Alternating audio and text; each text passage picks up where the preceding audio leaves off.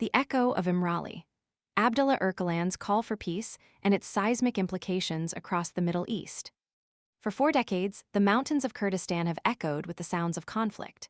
The Kurdistan Workers' Party, PKK, a Kurdish militant group, waged a relentless guerrilla war against the Turkish state, a struggle marked by brutal attacks, retaliations, and a staggering human cost.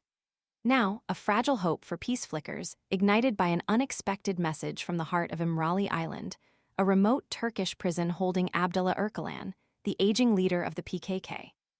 Öcalan's unprecedented call for the PKK to disarm and dissolve itself marks a potential turning point, a seismic shift with far-reaching implications that will reverberate across the complex geopolitical landscape of the Middle East. The weight of Öcalan's words is immense.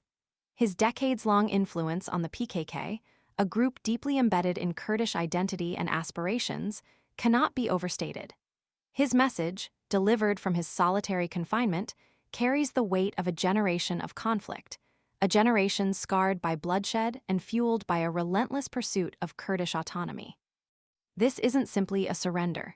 It's a strategic gamble, a calculated risk to end a protracted war that has cost countless lives and destabilized a fragile region. The human cost of this conflict has been staggering.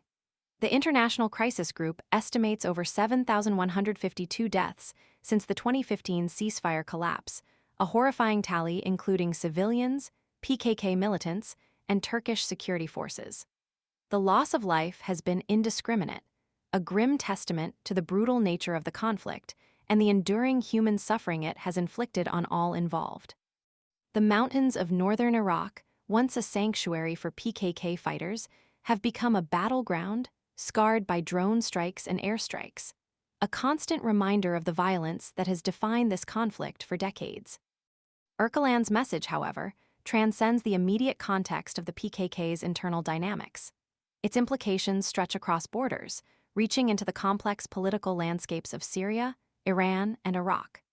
The Kurdish question, a persistent source of tension and instability in the region, is intricately woven into the fabric of these nations.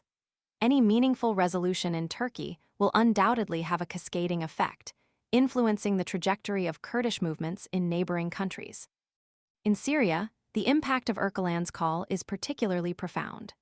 The US-backed Syrian Democratic Forces, SDF, a powerful coalition heavily reliant on Kurdish fighters with links to the PKK, controls significant territory in northeastern Syria, including major cities.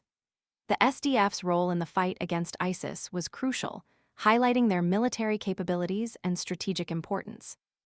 Öcalan's call for disarmament thus poses a significant challenge to the SDF's structure and future trajectory. How the SDF responds will be pivotal in shaping the stability of this volatile region. The intricate web of Kurdish armed groups across northeastern Syria and northern Iraq, often with varying degrees of affiliation to the PKK, adds another layer of complexity. The potential for internal fracturing or resistance within these groups is real, presenting a major obstacle to the successful implementation of Öcalan's plan. The process of disarming and dissolving a vast, deeply ingrained militant organization will not be swift or simple. It requires navigating intricate power dynamics, addressing deeply held grievances, and ensuring the safety and security of those laying down their arms. Öcalan himself acknowledges the monumental task ahead. His message underscores the inherent challenges, recognizing the deeply ingrained ideological convictions of the PKK's fighters. These aren't simply mercenaries. They're driven by deeply held beliefs, fighting for what they perceive as their right to self-determination.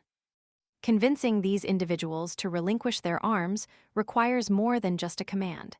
It necessitates a profound shift in mindset, a complex process of reconciliation and reassessment.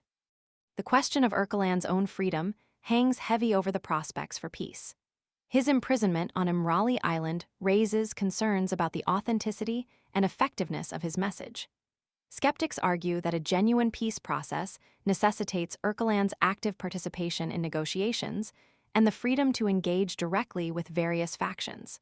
The Turkish government's response will be a crucial factor in determining the viability of Öcalan's call. Will they engage in genuine dialogue, facilitating the process of disarmament and reconciliation, or will they continue to pursue a military solution? The path to peace is long and arduous, filled with obstacles and uncertainties. Öcalan's message, however, provides a glimmer of hope, a chance to break the cycle of violence that has plagued the region for decades.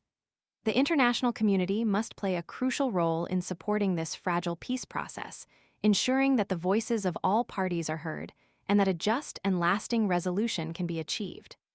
The echoes of Imrali, carrying Öcalan's call for peace, must resonate across the Middle East, forging a path toward a future where the sounds of gunfire are replaced by the promise of reconciliation and lasting stability. The success or failure of this endeavor will not only shape the future of Turkey and its Kurdish population, but will have profound consequences for the stability of the entire region for years to come. This moment demands careful consideration, proactive engagement, and a commitment to building a future free from the shadow of conflict.